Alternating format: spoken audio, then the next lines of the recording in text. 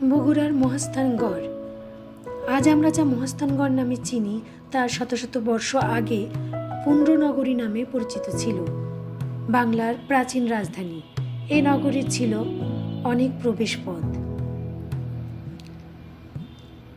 সেকালেই নগরীটি ছিল প্রাচীর ও পরীক্ষা দ্বারা ঘেরা। প্রাচীর দেখলেই বোঝা যায় প্রাচীনকালে এখানে এক শক্তিশালী মানব সভ্যতা গড়ে উঠেছিল। পুণ্ড্রনগরীর চারপাশে এরকম পরীক্ষা ছিল। এই পরীক্ষা আজ প্রায় শুকিয়ে নালা।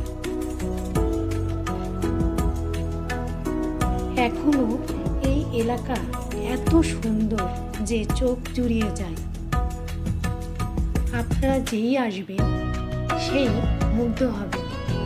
এখানকার হাওয়াও যেন একটু অন্যরকম। নগর প্রাচীর এত প্রশস্ত ছিল যে রাজার সৈন্যরা এর উপর হেঁটে হেঁটে নগর পাহারা দিতেন। আজ পুরো নগর বিলুপ্ত, কিন্তু এখানেই এক সময় ছিল ইটের ঘর বাড়ি, গভীর কূপ, ধর্মীয় উপাসনালয় এবং ফুলের বাগান। মনে করা হয় এটা ছিল শেষ হিন্দু রাজা পরশুরামের প্রাসাদ। আজ সবই ধ্বংসের পথে।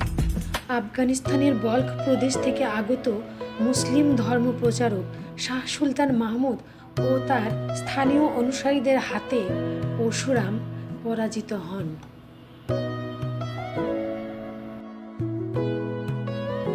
এটা সবার কাছে জিয়তকুণ্ড নামে পরিচিত। প্রচলিত লোককাহিনী অনুসারে এই কূপের জল পান করে পরশুরামের মৃত সৈন্যরা জীবিত হতেন। আসলে এটা অতিকথন। এই কূপের জল প্রাত্যহিক কাজেই ব্যবহৃত হতো বলে মনে হয়।